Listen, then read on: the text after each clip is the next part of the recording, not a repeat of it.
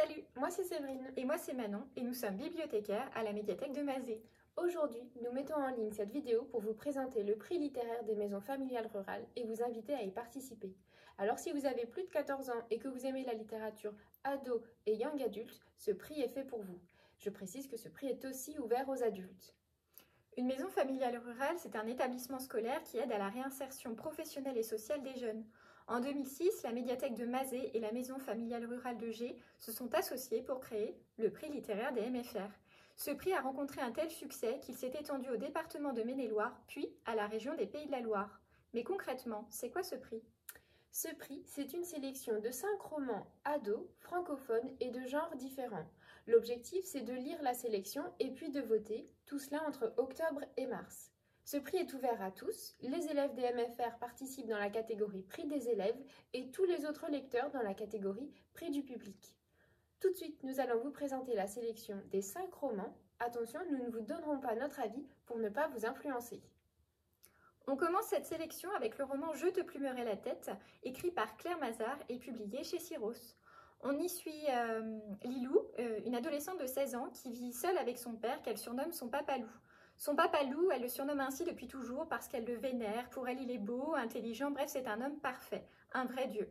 Mais progressivement et en grandissant, Lilou va se rendre compte que cet homme qu'elle a toujours vénéré est un homme malsain. Et c'est grâce à son entourage qu'elle va réussir à sortir de ses griffes.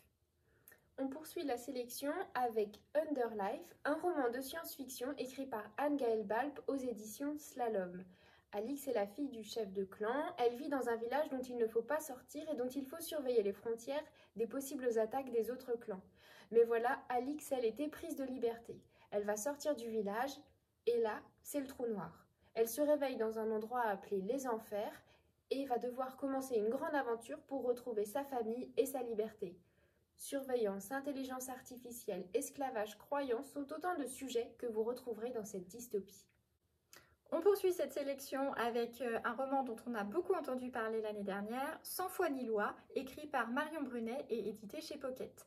Donc dans ce western qui se passe dans les années 20 aux États-Unis, nous allons suivre Ab Stenson, une hors-la-loi, qui dans sa fuite va kidnapper Garrett, un adolescent victime des violences de son père. Sur leur long chemin, Garrett va peu à peu découvrir qui est cette femme hors du commun et va être très fasciné. On continue avec L'île de Christophe Léon aux éditions Oscar.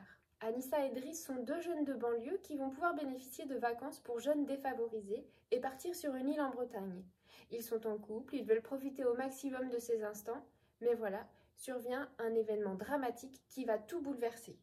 17 ans plus tard, nous sommes avec Yasmine qui va chercher à comprendre ce qui s'est passé cet été afin de percer un lourd secret de famille. Et enfin, on termine cette sélection avec le roman La Vallée aux merveilles, écrit par Sylvie Desor et publié au Rouergue. Donc dans ce roman, on suit Jeanne qui vient de vivre une rupture amoureuse douloureuse et qui décide donc pour changer d'air de se rendre dans la vallée de la Roya, dans le sud de la France, là où vit sa tante. Sa tante, elle la connaît peu, elle ne l'a pas beaucoup vue dans sa vie et c'est donc pour elle une vraie rencontre qui va avoir lieu. Elle va se rendre compte que cette tante est une militante active qui aide les réfugiés à traverser la frontière franco-italienne. Jeanne va donc découvrir ce qu'est le militantisme et aider sa tante dans ses combats. Voilà, nous espérons que cette vidéo vous aura donné envie de participer au prix MFR. Si vous avez des questions, vous savez où nous trouver.